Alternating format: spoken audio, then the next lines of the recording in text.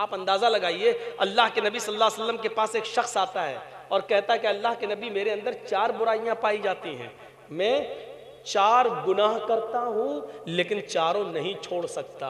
सोचिए तो आप। अल्लाह के नबी ने कहा अच्छा क्या है वो 4 गुनाह? कहने लगा अल्लाह के रसूल, मैं शराब पीता हूं, पहला गुनाह रात में। दूसरा गुनाह यह कि शराब के नशे के बाद फिर मैं जिना करता हूं, दूसरा गुनाह। तीसरा गुनाह यह कि अल्लाह के नबी, जब जिना करके फारिग होता हूं तो मैं चोरी भी करता हूं। बड़े बड़े गुनाह।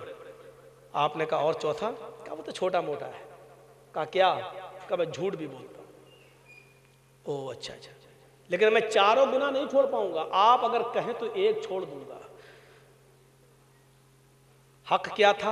आप उसको बोलते नहीं, शराब भी हराम, चोरी भी हराम, जिना भी हराम, झूठ, चारों छोड़ना पड़ेगा, छोड़। लेकिन अगर ये कह देते तो वो कहता अच्छा ठीक है और जाता, भक एक भी नहीं छोड़ूंगा। जब मैं बोल रहा हूं कि चारों नहीं छोड़ पाऊंगा तब भी नहीं मान रहे। हकीकत और अक्ल तो ये कहती है कि चारों छुड़वाना चाहिए, लेकिन अक्लमंदी से काम लिया।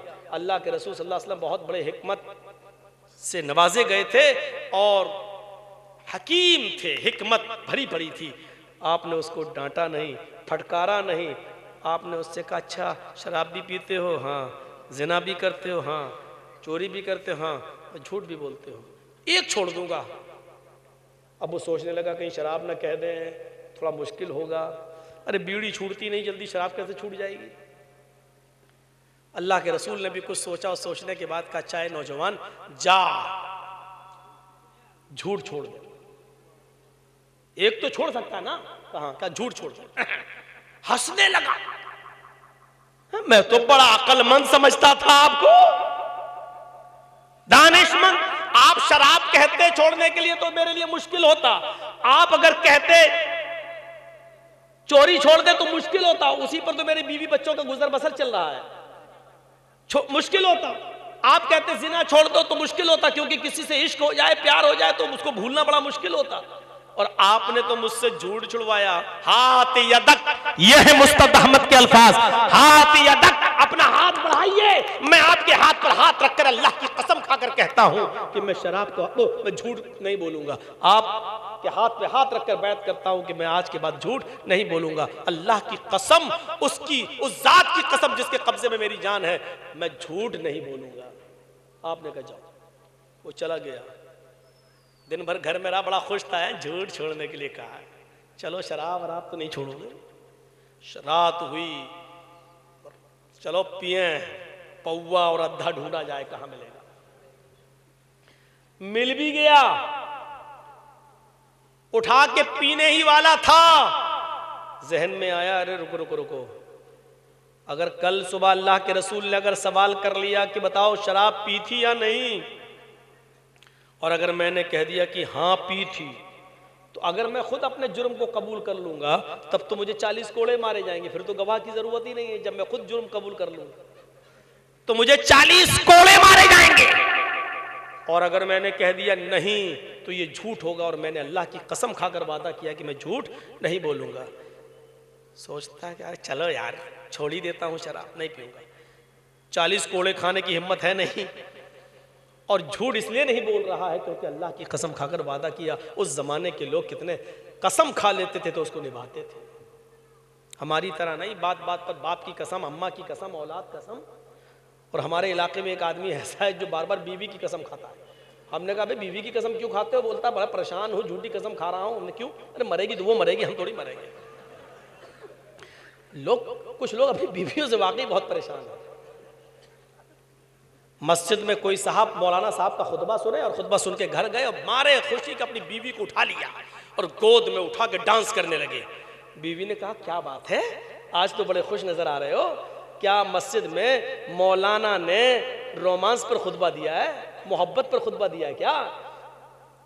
शौहर बोला नहीं नहीं, मौलाना साहब ने खुतबे में कहा है जो अपनी सबसे बड़ी मुसीबत खुशी खुशी उठाएगा वो सीधे जन्नत में जाएगा। तो हम अपनी बड़ी मुसीबत खुशी खुशी उठा रहे हैं ताकि जन्नत में चले जाएं। तो कुछ लोग हैं जो अपनी बीवियों से बेचारे परेशान रहते हैं और वो इस मुसीबत समझते हैं। तो कुछ लोग हैं जो गैरुल्लाह की कसमें खाते हैं जो कि हराम है। शिरक है। अल्लाह के नबी ने फरमाया मन हलफ अली गैरिल्लाहि फक़द अशरक, जिसने गैरुल्लाह की कसम खाई उसने शिरक किया। तो इसने अल्लाह की कसम खाया, वादा किया, शराब छोड़ दी, कहने लगा नहीं छोड़े, नहीं करेंगे। अब लड़की के पास गया, जिस औरत के साथ जिना करना चाहता था उसके पास पहुंच गया, कोशिश करने लगा, जिना के लिए बिल्कुल तैयार हो गया। कहने लगा अगर कल अल्लाह के रसूल ने पूछ लिया बता जिना किया था या नहीं, और अगर मैंने कह दिया हाँ किया था, तो मैं तो शादीशुदा हूं, पत्थरों से दौड़ा दौड़ा के मारा जाएगा, क्योंकि हम खुद अपने जुर्म को कबूल कर लेंगे। और अगर मैंने कह दिया नहीं, तो अल्लाह की जात, उसकी इज्जत और जलाल की कसम खाकर मैंने वादा किया था कि मैं झूठ नहीं बोलूंगा। उसने औरत को हट नहीं, मैं जिना भी नहीं करूंगा।